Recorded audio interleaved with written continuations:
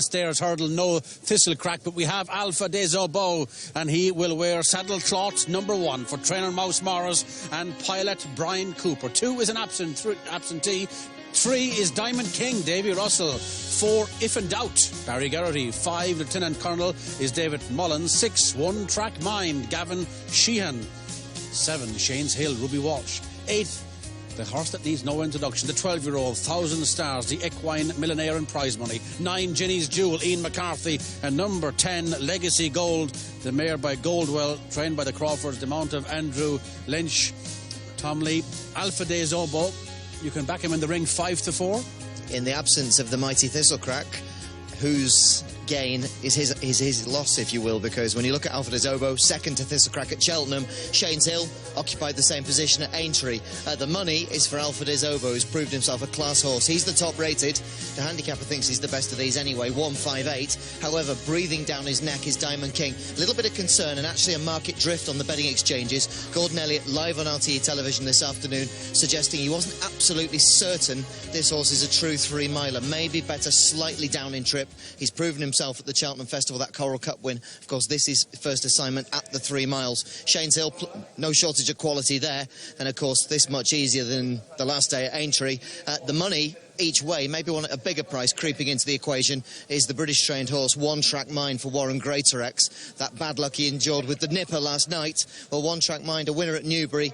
Good second the last day at Haydock Park in the Rendlesham. He's a good horse, and that drop of rain that came earlier today will help. But the weight of money, really, if you look at the exchanges now, the money queuing up is to get on not One Track Mind, but Alpha des Obeaux. Can I ask you about If in Doubt, who encountered significant traffic problems in the Pro Temps? Fascinating that are stepping him up to black type company as well. Any support for him at double figure prices? Well, what I would say is that anything that arrives on these shores trained by PJ Hobbs should be given the utmost respect. Think back through the years, Captain Chris, Wishful Thinking, Planet of Sound. These are all high caliber horses that have come from that stable and plundered the riches here in Punchestown. However, what I would say is that if the ground was genuinely soft or heavy, I think you would give a much bigger chance to If in Doubt. So for that reason, I would suggest that he's fairly priced around about 10 or 12 to 1, whereas the two movers, the positives number 1, Alpha des Obeaux, positive number 6, One Track Mind. I really like Diamond King. You know, you think he's a recent course winner, he's a recent Cheltenham winner, he loved the ground and up in trip.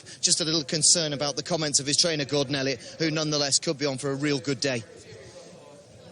Fabulous race it is. Willie Mullins two-handed, and his son has come to join us here. Patrick, first of all, we've got to talk about Uncle Junior. What a horse, 15 years old, gave you another great spin. He's a fabulous horse, you know. He might not be the best horse we've ever had, but I doubt we'll have another one quite like him. He's been there for the best part of a decade. And, you know, in our yard, so many horses come and go, but he's just always been there, and he'd be much missed. And he got a good farewell, didn't he? Isn't that nice? He did. I mean, you know, it was lovely walking around and people were giving him a round of applause. And, you know, I think it was lovely walking around and people were giving him a round of applause. And, you know, I think a lot of people have liked following him, and he's given a lot of people an awful lot of pleasure. He gives your mum a lot of pleasure too. She rides him out every day, and, you know, I think they get on very well. And, you know, so she rides out Vroom Vroom Mag as well, so now the junior's retired, she can give all her attention to Mag. Well, it's lovely scenes. What about these two now? We've got two very interesting horses, Shane's Hill and 1,000 Stars, who I love. Yeah, another horse who's been there a long time. He's 12 now. It's his first run back after a break. He won a Grade 1 in France on his last run. You know, again, he's just an extraordinary horse. He has great appetite for the game. It's his first run back, and he probably has his eyes set on Ortoy for the Prix Le Barque and the Grand Course d'Oy. So he might just need the run.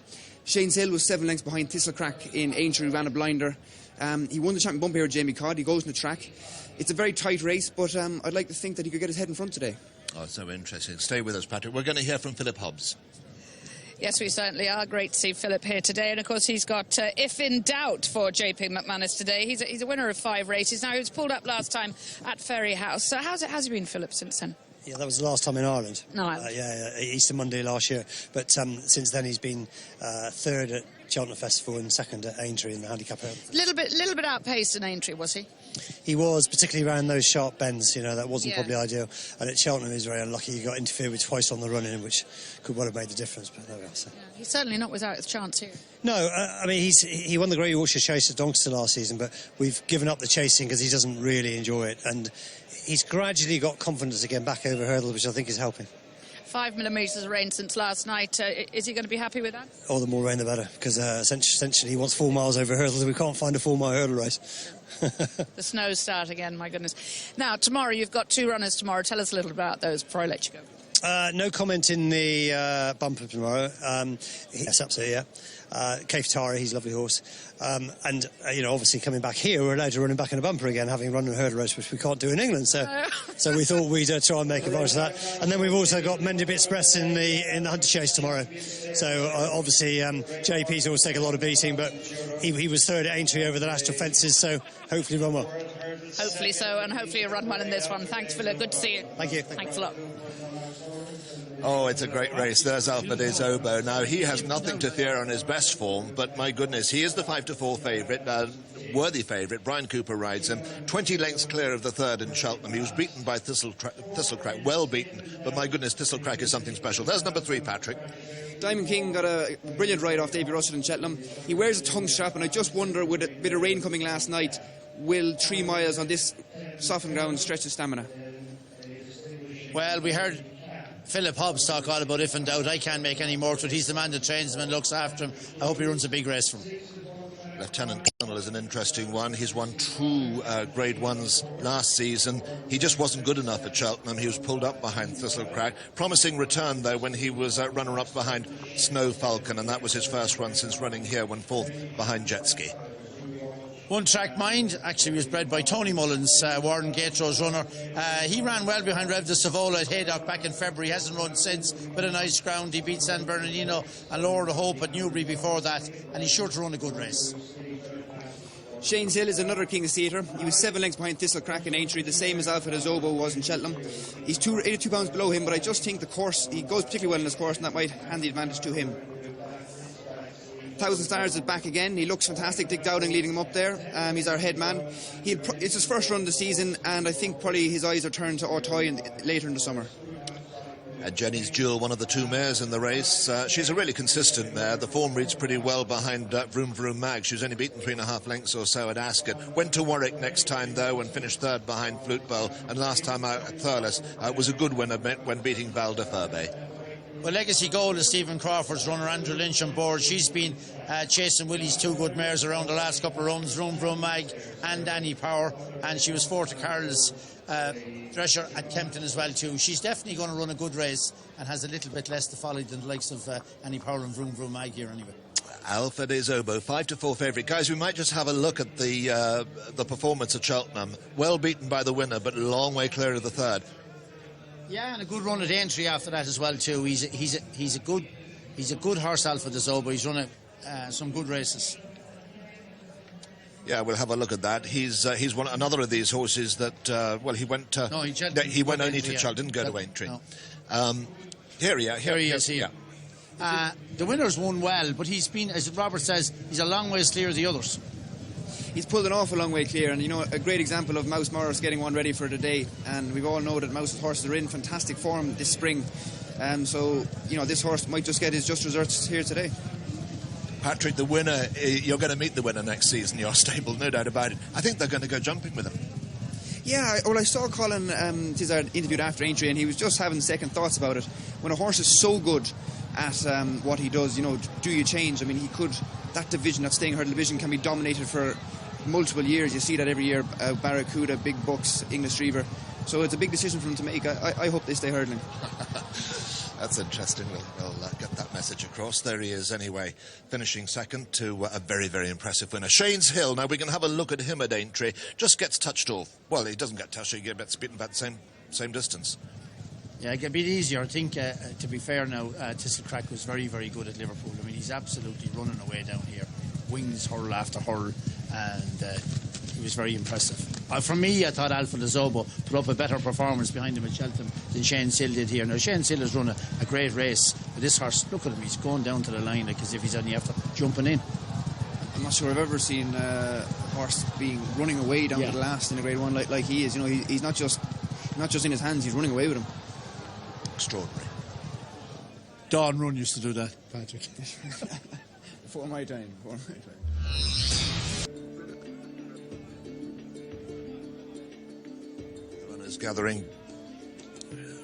Runners gathering down at the start. Patrick, Shane's Hill, I mean, he was in the RSA, was only just touched off by Black Lion before going back over hurdles again, stays over hurdles. He's very versatile. He is. He's an admirable horse. He's been third in Cheltenham 3 times. In the bumper that's been novices on the RSA. Dad's decided to bring him back from chases to hurdles because he struggles a bit with scope. He's not the biggest horse in the world, and we just thought this division looks like a division that he could do better in than chasing. Very interesting. We're going to join Andy at the start. Yeah, down at the start of the Ladbrokes Champion Stairs hurdle, and all the horses, as you'd expect with 3 mile hurdlers, they're quite calm and relaxed and all fairly settled horses. It's starting to rain down here. The hailstones have given way to rain. The last couple getting their girths done. The interesting contenders here, Alpha Des Obeaux looks like he's going to line up handy with Brian Cooper. His same owner, same colours, Lieutenant Colonel. He's the only front runner in the race, so I would presume he'll make it. On the way down, Shane's Hill also came down quite nicely. He looks to be lining up there mid-division with Ruby. The old favourite, the 12-year-old 1,000 Stars, he came down sprightly and as fresh as anything. He looks magnificent for a 12-year-old. Barry Geraghty, on If in Doubt, instructed to the starter that he wanted the microphone killed. He was getting a little bit worked up over that, but he seems to be quite relaxed now. And the one that will be an interesting ride as well is Diamond King. Gordon Elliott stressed that he's not sure if the horse is an out-and-out 3 mile stayer, but there's nobody as cute or as canny as Davy Russell to give one a nice quiet ride and have it landing there at the right time.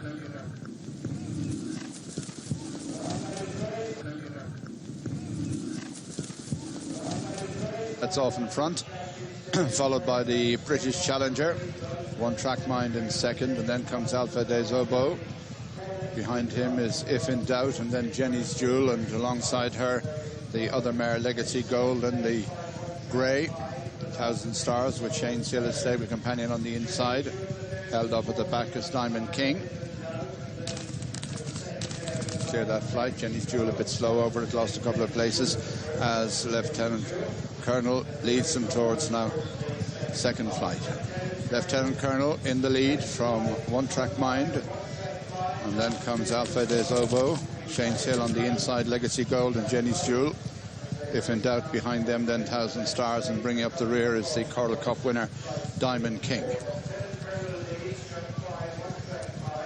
About to leave the back straight for the first time, and Lieutenant Colonel and David Mullins out in front, followed 2 lengths back by One Track Mind, and they're followed by Alpha Des Obeaux. Jenny's Jewel moving up on his outside. A couple of lengths away is Legacy Gold, and then 1,000 Stars on the outside of If in Doubt.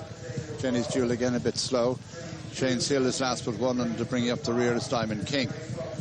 Let's see, race up now towards the next flight. Lieutenant Colonel in the lead over the fourth. From in second place, One Track Mind, Alpha Des Obeaux 3. 4 is Jenny's Jewel, and then Legacy Gold, If in Doubt, and 1,000 Stars. Shane's Hill along the inner, and Davy Russell and Diamond King bringing up the rear as they round the turn and swing into the straight for the first time. Lieutenant Colonel with a 3-length lead over One Track Mind in second, then Alpha Des Obeaux. Jenny's Jewel in 4 with the noseband and the blue and black colours. Legacy Gold is behind him. 1,000 Stars on the outside of If in Doubt. Shane's Hill is just behind that pair, and Diamond King still the back marker as they take the fifth, the flight before the stands. Lieutenant Colonel from One Track Mind and Alpha Des Obeaux as they come up to pass the winning post with a full circle ahead of them. Ted. Yeah, the horse in front. The horse in front is dictated nicely. He's got a nice lead all along the way. He's going a good old gallop there, followed by One Track Mind. I think everybody is happy enough at the moment. The third horse, Des Obeaux, is moving super. Both Ruby Walsh and Davy Russell haven't made any move yet. They're both at the back of the field. But at this stage, it's a good enough gallop, a true test of 3 miles. And if you were on the favourite, you'd be happy the way he's going. They've just jumped to 6. There's Diamond King at the back of the field as they swing right-handed and race up towards number 7. And Lieutenant Colonel in the lead by 2.5 lengths to One Track Mind and Gavin Sheehan in second, and then comes Brian Cooper on Alpha Des Obeaux, Jenny's Julian McCarthy on the outside. They're followed by Legacy Gold and Andrew Lynch, and then 1,000 Stars and If in Doubt. Shane's Hill is next, and Diamond King remains the back marker of the 9. The next will be number 8. And Lieutenant Colonel leads from One Track Mind in second. They're followed by Jenny's Jewel on the outside of Alpha de Zobo on the rail, and they're followed 3 lengths back by Legacy Gold, and If in Doubt and Thousand Stars, Shane's Hill and Diamond King. At this flight of hurls, and Lieutenant Colonel wasn't foot perfect at it, but leads from One Track Mind. Alpha de Zobo, Jenny's Jewel is next, and then Legacy Gold, Shane's Hill is next. On the inside, If in Doubt, then Thousand Stars and Diamond King as they swing down the back straight now with 5 to jump, and Lieutenant Colonel in front from One Track Mind in second. Jenny's Jewel is next, just alongside Alpha de Zobo, and they're followed by Legacy Gold in the pale blue, Thousand Stars the grey, and then If in Doubt, Shane's Hill, and a 3-length break to Diamond King at the back. Coming to the next flight, and it's Lieutenant Colonel still making it from One Track Mind in second place, and they're followed by Alpha de Zobo as they race on towards the next, which will be 4 out. Lieutenant Colonel from One Track Mind. On the outside is Jenny's Jewel. Alpha de Zobo is just behind them. Legacy Gold is next as they clear that flight and about to leave the back straight, and Lieutenant Colonel the leader, followed in second by One Track Mind, a break to Jenny's Jewel and Alpha de Zobo, and then another break to Legacy Gold, Shane's Hill, If in Doubt, Thousand Stars and Diamond King just been asked to move forward from the back as they turn to face the third last Lieutenant Colonel. One Track Mind on the outside, Jenny's Jewel just behind them, Alpha de Zobo close in fourth, then Legacy Gold as they clear that flight. Lieutenant Colonel on One Track Mind, Alpha de Zobo on the inside of Jenny's Jewel, Legacy Gold, and then Diamond King beginning to move on the outside. Shane's Hill also as they come down to this now, and it's One Track Mind upsides, Lieutenant Colonel for the lead, Alpha de Zobo and Jenny's Jewel, and then comes Legacy Gold. Diamond King is on their heels, and Shane's Hill getting into it too as they run the turn into the straight. A long approach to the final flight. One Track Mind, Jenny's Jewel, Alpha de Zobo is in third place. Diamond King and Shane's Hill are bearing down on them as they come down the straight towards the final flight, and it's One Track Mind from Jenny's Jewel. Shane's Hill has gone third. In fourth place is Diamond King. Alpha de Zobo not making much impression. Down to the final flight now. Jenny's Jewel on the near side. Over on the far side, One Track Mind. Hill is down. One Track Mind from Jenny's Jewel, and they're clear of Diamond King and Alpha de Zobo as they race to the line. This one's for export. It's One Track Mind for Warren Greatrix, and Gavin Sheehan wins it. Jenny's Jewel is second, Alpha de Zobo third, Diamond King 4, If in Doubt 5, and they're some way clear of Lieutenant Colonel, Thousand Stars and Legacy Gold. One Track Mind, Warren Greatrix and Gavin Sheehan win the Ladbrokes Champion Stairs Hurdle. Ted? Yeah, I think he would have won anyway.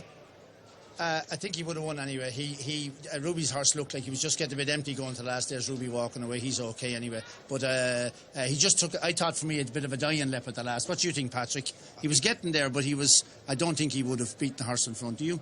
I think he was just coming to the end of his feather. You know, Ruby was trying to nurse him there. Even though Ruby's not moving a lot, he's squeezing the way, and I think he was beaten. Jenny's Jewel has run a cracker as well too. She's run the race of her life. But what a success it has been for One Track Mind and Warden Greatraw. He'd no luck yesterday in the bumper. The nipper went through the rail, but he's back at Real de Sabola and hadn't run since. A great effort to get him back fresh and well, not having run for 5 or 6 months, and a great success here for him. He's kept going well to the line. Jenny's Jewel has run a cracker in second, and de Sobo was third, cuddling him along and put him sleeping behind, but they didn't stop the boys in front. No, Warren's horses are fit, and they run to the line, and Gavin rides them that way, and well done to them. Fair play for coming over and winning a few euro. It was good to see Shane's Hill and Ruby getting up okay, but the first two, in fairness, pulled a long way clear, I believe. Was it Alpha de Zobo stayed on to be third, but just ahead of Diamond King, but the favourite, you'd have to say, Ted, Alfred Zobo, was disappointing. He was. He travelled well, he jumped well, but he emptied before he got around the last bend, and he was always in trouble from there. This horse took it up a long ways out and kept galloping strong. It was an even pace. I thought Jenny's Jewel ran an absolute cracker. She's run way above herself. That's the best run of her life. I think she's going to go to stud now, but a cracker she's running. If she jumped a bit quicker, she might have worried a bit more. But a great result for Warren Greatraw and Gavin Sheehan. Their horse kept galloping. They do a great job, as Patrick says, particularly with them stayers, and this horse had a big break, like he hadn't run for a long time since Haydock back in February, and had him fresh and well for today, like, you know. That was the bad run close to Rev de Savolo either, Patrick. Was it? Was respectable form? It was. On ratings, he was about 10 pounds behind the other horses, but, you know, obviously he's improving, and you know, it's great for Gavin. He's a very good jockey, and, you know, well deserved. There's Warren Greatrow there. Plenty of celebration from everybody around him. I thought the mare ran an extraordinary race considering how she jumped. Jenny's Julia, she jumped super. She didn't jump well at all. She kind of jumped a lot of them up into the air and that, and gave away a bit of ground, but she ran a cracker. She's a great mare. There's Warren Greatrow on the right of the picture there coming in. Great success for him. Jenny's Julia had the form, was a good second of Room and Ascot, wasn't it? I have been thinking that, yeah. So, but just want to have you talking about Vroom, Mag. That's going to be a fabulous race tomorrow. It is. You know, we're stepping into the unknown a little bit, but her work at home would suggest she's up to it. It should be a wonderful, and he's getting a great reception, this horse coming back. English horse, a son of Flemonsford, but very much Irish, bred, of course, cost 10,000 as a foal, the same family as one man. In fact, Flemonsford's the first and the second horse. Flemonsford standing down with Bobby McCarthy down in the Beaches. So the son of alleged out of the beneficial mare, Lady Petted, bred by Andy Weller. Well done to him. Readers, of course, so important in this game, and One Track Mind has won the races. Pat, this while we have you, obviously you're right, invitation only in the bumper. Lots of confidence where I am on the other side of the stands in the betting ring. Certainly if the money speaks in favour, he looks as if he's going to be the one they all have to beat. He's a horse I love. He does some fantastic work at home. I'm delighted to see Flemonsford 1-2 there. I was just wondering, you know, on good ground would one Wells horses have a bit more toe than him? But to be honest, I'd be disappointed if he's beaten. But I have been disappointed in the past. And your afflictions this week, obviously, the likes of York Hill. It's so difficult, isn't it, to go to Cheltenham, Aintree, especially with the babies. It's very hard, you know. Back at the Punchestown. I think Isterbrak's been a sacker, and On the Fringe, the only three that have done it recently. And look, Punchestown is a big festival, and we were desperate to be here. So as long as they seem fitting well, we're always going to send them. Talk to us about Duvan, of course, because we all can't wait to see him in the flesh. Beautiful, beautiful horse. You've been sitting on him as well at Leopardstown. He's been awesome this season. Odds on, he's not a betting proposition, but in terms of seeing a horse with raw talent, this horse has it in spades. He's a horse that people should go and try see in the flesh. You know, he's a unique shape of a horse. He's quite tall, leggy, a little narrow. But you know, tell us about him, because obviously your dad sourced a lot of these horses from France. But what were your thoughts when he came off the box and you received them first? Well, you know, he looked. To be honest, he looked a little weak, and you know, you thought maybe the horse needed a bit of time. But the minute we started putting him on the gallop, he's just doing everything so easily. We were amazed. If you don't mind, stay with us for a few more minutes, Patrick, because we're going to join Robert, who's with Warren Greatfix. Warren, welcome to Punchestown. Oh yeah.